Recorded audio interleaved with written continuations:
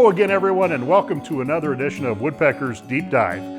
If you watch the show frequently, you know we're not in our normal location. Today, we're on site at a friend's shop. This is the shop of Gary Romas. Gary's wife and my wife are sorority sisters from college more years ago than either one of us want to talk about. And today, we're going to put Woodpecker's new Rip-Flip system designed for Biesemeyer fences on Gary's old vintage Platinum Edition Unisaw with a Biesemeyer fence. It's going to be a very, very quick installation, and we're going to get this set up so that we can do repeated rips over and over again. All right, let's get started. Now, this new version of the Rip-Flip is designed to fit pretty much all of the T-square style fences out there. This is a very straightforward installation. This mid-90s Biesemeyer is exactly what this setup was designed for. We have some adapters in here to fit it to different versions. And as we come up to those points where you may need that for yours, I'll be sure and point them out to you. So we'll start by putting the front rail on and getting it positioned and checking the alignment. Our two rails are going to join up in the middle. To start this process, we just need one of these and our bracket set. So the first step here is to install our brackets so that the track is flush with the front face of our tube and tight up against the bottom. Now, since that can vary depending on age and brand of saw, we made the brackets so that they can adjust in and out, and the track can adjust up and down. So what we're going to do is pick two of the bolts that attach the tube to the angle iron, and we're going to loosen those. And we're only going to do a couple at a time so that we don't have to realign our rail. Our slot is sized so that we can use this with 1/4-20, 5/16, or 8 millimeter, because you may have one of those three options. When you have 1/4-20, it's a little small in there, so we provided some washers to make sure that we have good, even pressure. Now, the 1/2-inch bolt that came out is a little bit too short to get the bracket, the washers, and everything else in. So I'm going to have to replace this with a 3/4-inch bolt. Lock washer first, flat washer, and then we'll go up. Now we'll just thread that back in, finger tight. Then we'll take our bracket, slide it underneath, and we're just going to get this finger tight at this point, just so we can still adjust it. Now we'll do another one just like that. Now I need a 3/4-inch hex head in each one of these slots with a nylock on the back side. So now we're going to slide the track onto the hex nuts. We'll get that down until it's roughly balanced, and then I'm going to adjust it up and in until it's flush with the face of the tube and tight to the bottom. So with the track tight up against the bottom and flush with the front of the tube, roughly centered, what we're going to do now is make sure that we have proper alignment of the stop with the fence that we're using. And we'll just tighten that down at any point along the track. Now I want to slide the fence down and make sure that neither the track nor the stop interfere with the travel of our rib fence.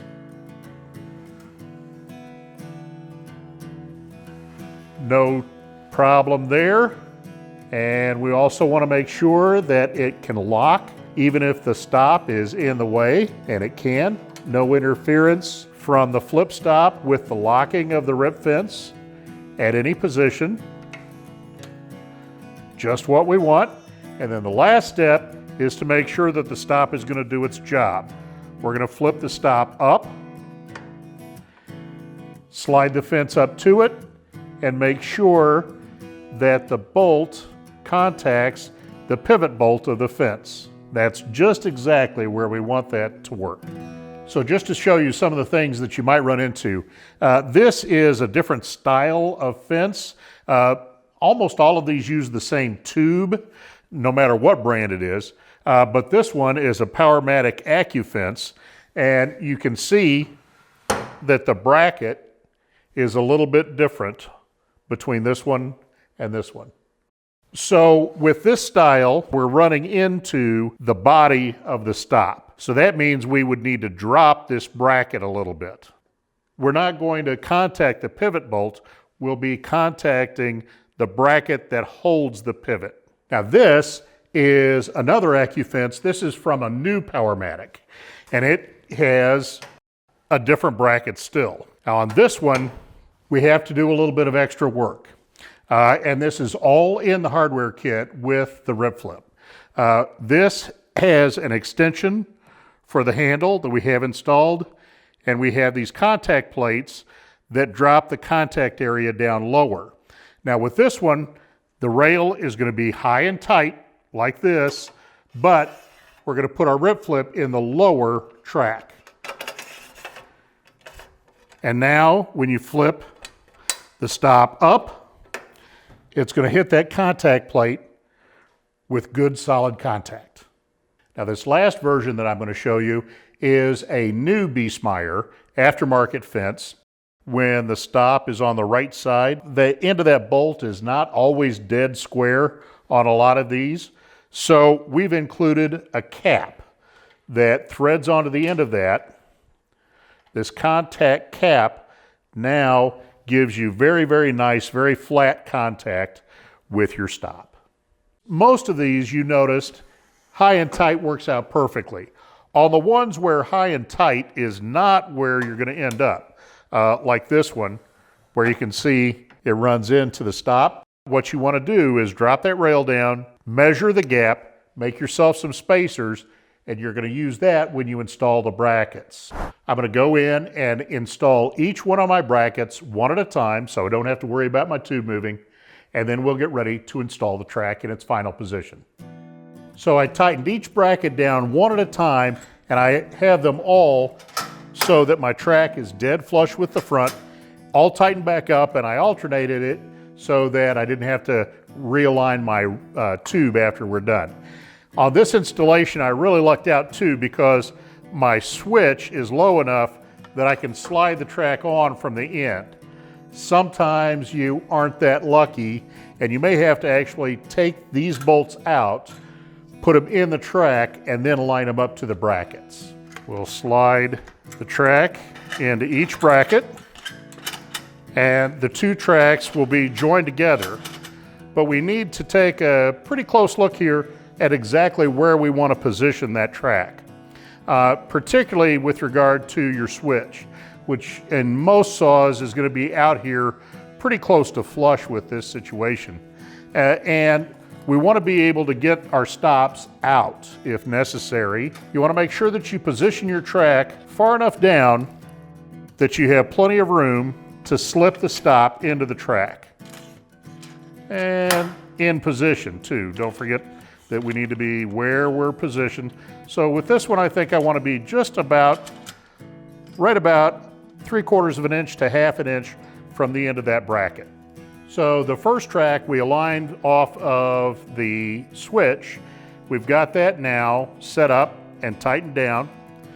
Now where the two tracks come together, we want a very seamless joint between those.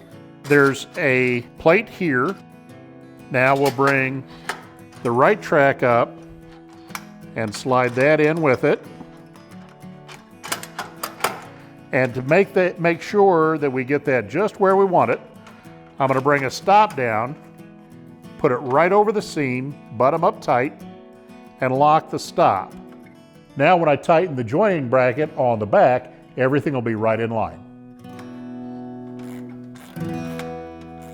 There we go. Now we have our track perfectly up against the tube and flush with it, installed, plenty of room on our switch. We came out nice and even at the end. Sometimes it'll be sticking out too far and you might want to cut that off. But this one, a very, very smooth installation. Now let's take a look at how to use the stops and how to couple these for dados and what you might run into with all the different versions of the fence head. So when using the Rip-Flip, your stop is down like that and your fence can go wherever you want. When you want to set a position, we're going to flip that up, bring the fence against it. Now if I want to make a very fine adjustment to that, I can actually use that thumb wheel to dial in the position of the fence and then lock it. Also, the way we design that stop, it works on either side. I've got this one set up so that if I want to control it from the opposite side, it's right there. Same thing, micro adjust, get it where you want it, and lock it. Now, when we're doing dados, we're going to actually couple these two stops together. We're going to push them together like that, and then we're going to put a dado blade in that is narrower than the finished dado that we want, and set it up so that we make one cut against one stop and the second cut against the other stop. So we're capturing our fence, limiting the travel in both directions. So for that coupling, in most cases, put the short coupling pin in, tighten that down. Now bring our second stop in and our second set screw. Now that's the arrangement that we're going to have for most of the rip fence designs. This is the Powermatic fence, and remember on this one, we're not contacting the bolt of the pivot bracket, we're actually contacting the bracket itself. So what that means is when the coupling pin is in here, even when I'm fully extended as far as this can go this way, I still can't reach this. In your hardware kit, you'll find this adapter that threads on the end to extend that. And now we have that nice tight alignment between the two stops. Now you can leave that on all the time if you want. It doesn't affect anything in using the stop as just a stop. Now the newer style Powermatic AccuFence with this big wide head, and then we add the extra contact plates, now our fence doesn't have enough room to move side to side to give us any dado adjustment capability. So we've taken care of that by including a longer coupling pin. We're going to replace the short coupling pin with the longer coupling pin. And now we have plenty of travel for our dado setup. We've got Gary's saw all set up. I want to thank Gary Romas for letting us invade his shop today and show you how to install this on a great old vintage unisaw. If you want to know a little bit more about using this to do dados, there's a link for an episode of Deep Dive a couple episodes ago where I showed you exactly how to set this up. Check that out. If you haven't yet, please subscribe to our channel. And if you like what you saw today, be sure and give us a thumbs up. Thanks so much for watching. We'll see you next time on Deep Dive.